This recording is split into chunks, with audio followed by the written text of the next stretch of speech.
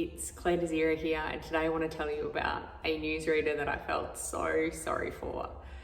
I felt so sorry for him in the midst of the early corona updates, when probably more people than ever had been watching the news in such a long time.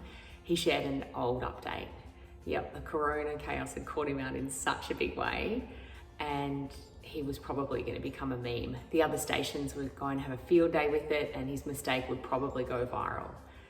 The news was that Tom Hanks had coronavirus, and I'd heard it 5 days before, so I just felt so sorry for him that he'd made this mistake.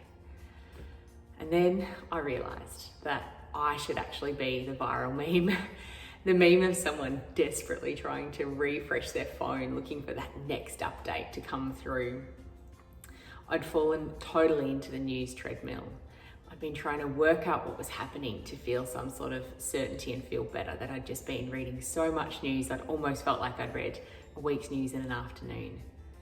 That news treadmill cycle looks a little bit like this for me. Read the news excessively, consume everything that I can to try and find the answers, get a momentary feeling of control and almost a strange satisfaction that I'm prepared, and put the phone down. And then of course that feeling fades away, and so I start looking again for more control and sense of satisfaction. And so I go back to the phone and hello Google, my old friend. That's the loop that I get stuck in. I don't know about you. It's a little bit like a sugar rush, which for me plays out like this. Eat the chocolate, all of it if I can, get that momentary feeling of joy or satisfaction. That feeling subsides as the sugar rush dies down, and then I get on the hunt for some more chocolate. Can you relate? But the thing is, we can actually learn how to identify these patterns and learn new ways to be able to interrupt them and understand what we need more clearly. Because let's be honest, amongst the unfolding corona chaos, I didn't actually need more celebrity news or Tim Tams.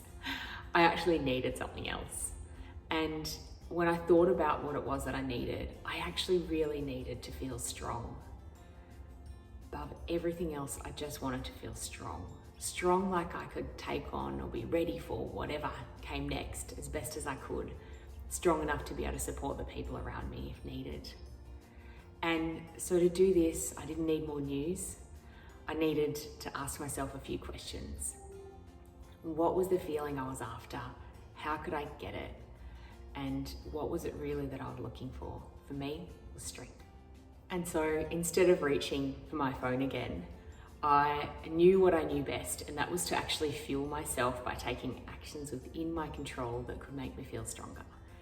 Drawing back to the basics, looking at my habits.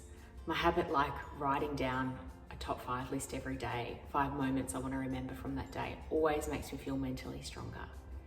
My basic self-care, like moving my body, because always I feel stronger when I exercise, even if it's just a 5-minute walk around the block. Was drawing on my ability to be and skills that I have to actually be able to check in on other people and see how they were feeling. It was about fueling myself with the most productive, encouraging, and productive thoughts to help me get through this time. When you're in a spin or trying to navigate change, welcome to adult life. It's so easy to diss the basics and stop believing in the simple things that make the biggest difference. Even when tried and tested, these ideas and tools can feel a little boring. But at Top 5 Movement, we've not been described the most refreshing take on resilience and mindset for no reason. We bring the science back to life in the most compelling and engaging ways so that your team and you want to actually make change. We work with teams to identify unhelpful patterns, thought loops, and outdated stories that could be driving fear, uncertainty, and doubt. And we share practical ideas to help fuel a more productive and encouraging culture, and how to rewire and retrain your brain on a daily basis in the easiest ways so that you can thrive through change or even maybe get better results. If you're listening for your team and you're ready to give this a go, then follow the links at the end of this video or below and book some time directly in my diary. Let's get this show on the road. If you're listening for you, then I encourage you to watch out for those thought loops. Take a breath ask yourself what you need. I'm pretty sure you know what it is, and I'm very sure it's not another Tom Hanks update. But now, take care of yourself, keep it simple, and we'll see you soon.